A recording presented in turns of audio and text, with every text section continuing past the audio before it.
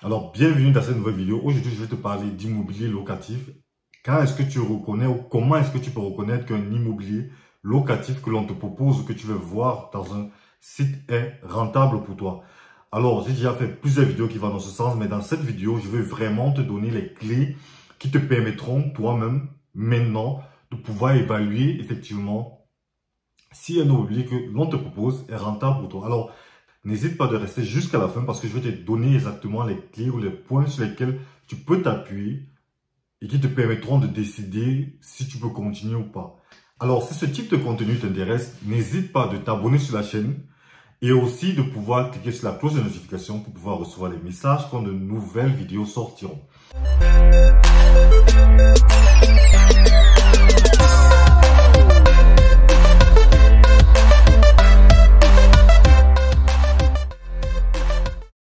Alors, ici, j'ai déjà fait de nombreuses vidéos qui parlent des différentes étapes pour pouvoir rechercher son immobilier, pour pouvoir définir la zone où tu veux acheter ton immobilier. Ces vidéos-là sont dans la playlist immobilier de ma chaîne. Alors, n'hésite pas d'aller jeter un coup d'œil. Mais ici, les différents points sur lesquels il devra s'appuyer pour pouvoir décider si un immobilier pour lui est rentable. Alors, on va commencer déjà par le prix d'achat. Ok. Lorsque tu reçois l'offre d'une personne, d'une connaissance pour une maison ou un appartement, alors la première des choses que tu dois pouvoir faire, c'est quoi? C'est déterminer le lieu où l'objet se trouve. Lorsque tu détermines le lieu où l'objet se trouve, tu as la possibilité d'aller sur des sites comme ImmoScout ou bien HomeDay, Price Atlas, là où tu pourras déterminer le prix du mètre carré dans la zone. Lorsque tu as déterminé le prix du mètre carré dans la zone, tu devras venir par rapport au prix d'achat, tu devras diviser ce prix d'achat par la superficie de l'objet vendu. Et par rapport à ça, tu devras et tu verras directement est-ce que tu achètes cher ou moins cher. Si ce prix, le prix du mètre carré est plus grand que le prix du mètre carré dans la zone où tu vas acheter, forcément, tu achètes déjà cher. Parce qu'il faut savoir que le plus grand gain se fait à l'achat. Parce que dès que tu as acheté, les leviers sur lesquels tu peux t'appuyer sont le fait de pouvoir meubler, de pouvoir le meubler et de le louer, ou bien à la revente après prise de valeur. Donc, ce qui fait que si au départ tu as acheté très cher, il est possible qu'à la revente, tu ne puisses pas avoir un gain assez grand, ce qui est normal. Parce que ça va dépendre exactement de là où se trouve ton bien pour pouvoir gagner en valeur. Donc, si tu se trouves dans les périphéries ou dans des zones un peu reculées où la démographie est descendante, c'est-à-dire la démographie est vieillissante, forcément ton bien ne pourra pas prendre de la valeur. Parce que c'est toujours l'offre et la demande. Donc, il faudra voir exactement où se trouve ton bien. Donc, ce qui fait que le premier élément, c'est quoi? C'est le prix au mètre carré de ton objet, de l'objet que tu comptes proposer ou de l'objet que tu vas acheter. Tu le compares par rapport à la zone. Si elle est en dessous, ça veut dire que déjà, à la base, tu pars gagnant.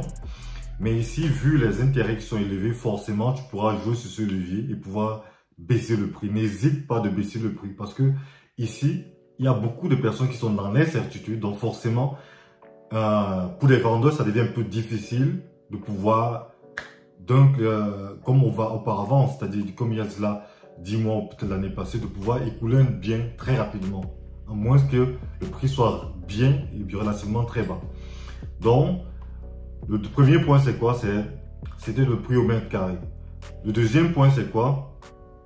Tu dois pouvoir connaître et eu contact avec la banque pour pouvoir connaître exactement à combien tu peux être financé. C'est-à-dire, combien est-ce que la banque pourrait te donner un financement. Ça veut dire quoi? Ça veut dire qu'ici, soit tu te rapproches de la banque où tu as un compte, ou soit tu te lis d'amitié ou tu te lis de contact avec un finance opérateur, avec un conseiller financier qui pourra à ta place chercher un immobilier ou bien qui pourra chercher un financement dans une banque pour toi et connaître à quelle hauteur tu peux financer un objet et connaître quels sont exactement les intérêts par rapport à tes entrées et par rapport à tes sorties que tu peux avoir si tu avais un objet d'un prix précis. Parce qu'avec tes entrées et tes sorties, tu pourras définir effectivement combien est-ce que tu pourras prêter à la banque. Et dans sa liste de banques qu'il pourra te proposer, tu pourras voir exactement les intérêts qui vont avec ta personne et avec tes finances. Ça, c'est le deuxième point. Ayant ceci, il y a une application que je vais te conseiller de pouvoir d'installer parce que ça t'aide vraiment. Parce que là, tu as la possibilité d'entrer le prix d'achat, les intérêts, la traite totale appuyée, ce qui te fait directement voir combien est-ce que tu dois payer, combien de traites tu as payé par mois. Et ça, c'est intéressant parce que moi, par exemple, j'ai pris l'exemple des maisons que j'ai eu ou des objets que j'ai eu à regarder.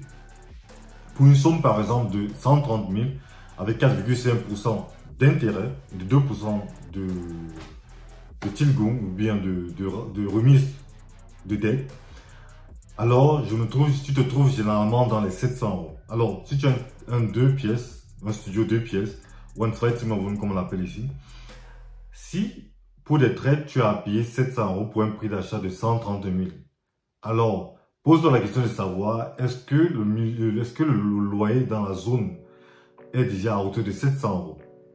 Si ce n'est pas le cas, donc forcément, ça ne vaut pas la peine de continuer.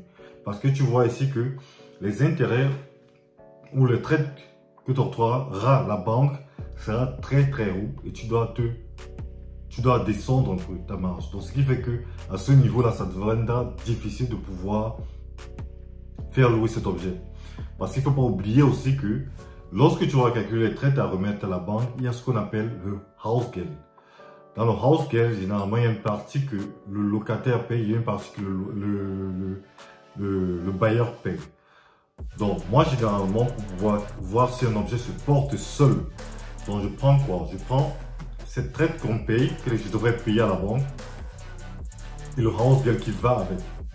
Tu additionnes les deux, et en additionnant les deux, il faudrait que dans la zone où je suis, où je vais acheter l'objet, ce prix-là puisse passer exactement avec le loyer que je pourrais avoir.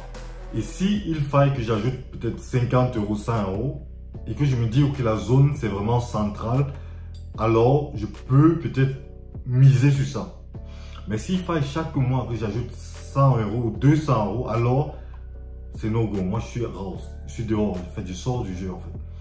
Parce qu'il faut, bien entendu, c'est clair, on veut faire dans du locatif, mais il faut comprendre que le locataire ne regarde que ce qui sort de sa poche. Ça veut dire que si, par exemple, tu es dans un appartement où la personne paye déjà le calamité ou bien son loyer, avec des dépenses qui concernent le chauffage, ici, on va dire les Nebenkosten dans notre cas, ici en Allemagne.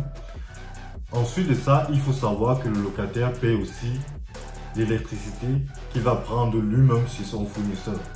Donc c'est cette somme entière là qu'il faudra aussi comprendre que c'est le locataire qui devra payer ça en fait. Donc ça veut dire en tant que bailleur, il faut que quand tu calcules ton objet, tu saches que ok, si tu prends des traites à 700 euros et que tu as des Nebenkosten qui vont à 100 ou 150 euros, ça fait quoi? 850 euros. Et lui, il aura aussi en plus de ça l'électricité à payer qui peut être en marché peut-être 100 euros, soit 10 euros. Voyons maintenant toute cette somme-là. Est-ce que dans la zone où tu es, sans meubler ton appartement, la personne qui va venir louer ton objet pourra payer cette somme pour ton objet? Ou du moins, quand tu regardes dans la zone où tu veux acheter l'objet, quand tu tapes par exemple 2 pièces, 50 mètres carrés, balcon et tout le reste, combien est-ce que tu trouves les loyers dans cette zone? Si tous les loyers sont dans cette zone à 600 euros, forcément, tu comprends que ça ne vaut pas la peine. Donc, ce sont des éléments mineurs ou majeurs que tu devras vérifier en avance. C'est-à-dire, regarder effectivement quel est le loyer moyen dans la zone, ou tu le fais même en avance, parce que ça t'évite même de faire le calcul après. Fais-le en avance. Ok, tu as le prix du mètre carré que tu as déjà calculé au préalable. Tu connais les intérêts que la banque peut te donner. Tu vas sur ImmoScout, tu regardes, ok, si tu cherches un 2 pièces, on t'a proposé par exemple un 2 pièces ou un 3 pièces, tu regardes, ok, quel est le loyer qu'on peut payer dans cette zone. Si dans cette zone déjà pour un 2 pièces, tu as 700 euros et que la banque te donne 4,5% et 2% de tilgon, 4,5% et 2% de tilgon sur une somme, par exemple, je dis un peu de truc, 130 000 et que tu calcules, ça te donne 700 euros de traite par mois. C'est fini, je vais dire, le calcul est fait. Tu ne peux pas supporter, ça ne vaut pas la peine de continuer. Donc, je pense que ça, c'est le calcul majeur que tu dois pouvoir faire pour pouvoir voir si quelque chose est bon pour toi ou pas. Donc, en fait, ça, c'est le calcul que moi, je fais personnellement. Ou à défaut, parallèlement à ça, si vous voyez que vous arrivez à vos fins, c'est-à-dire si vous voyez qu'à la fin, ayant pris tous ces éléments, vous devez encore payer dessus peut-être 50 €. Alors, n'hésitez pas de pouvoir le faire en fonction de... Et si ça vaut la peine. Moi, ce que je fais généralement aussi, c'est quoi? Tu essaies de prendre une maquette d'un objet semblable, d'un 2 pièces par exemple. Avec quelques photos, tu essaies de mettre comme un exemple d'offre et tu vois exactement si les gens sont en demande.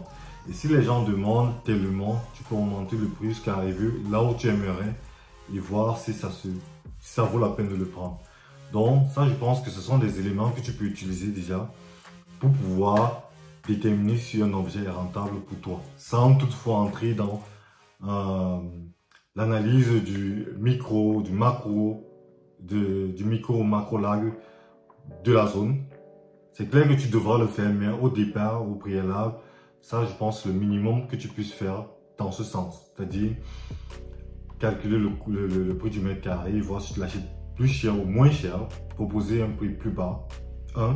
Déterminer effectivement pour toi, du côté financier, quel est le tilgong, ou du moins, quels sont les intérêts qui sont appropriés à tes finances, à toi. Il faut déjà savoir en avance. Et de deux, calculer, revoir au moins les offres qui sont déjà placées et voir si ce que tu auras payé comme trade va pouvoir porter toutes les dépenses en plus de ce que tu as dépensé. Calculer si la traite que tu vas payer sera inclus dans le loyer ou est couvert complètement par le loyer que le locataire va payer en plus du surplus. Si c'est le cas, alors je te dis go.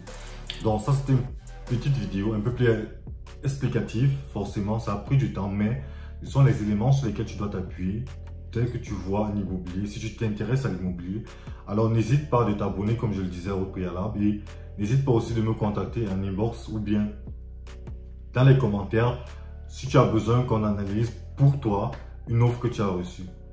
Et là, tu pourras comprendre petit à petit comment est-ce que tu peux t'initier dans le milieu de l'immobilier en prenant ton temps et en faisant tout toi-même. Parce qu'il faut savoir que lorsque une personne travaille pour toi, forcément, ou t'enlèves une certaine partie du travail, forcément tu lui payes ou tu payes pour ça.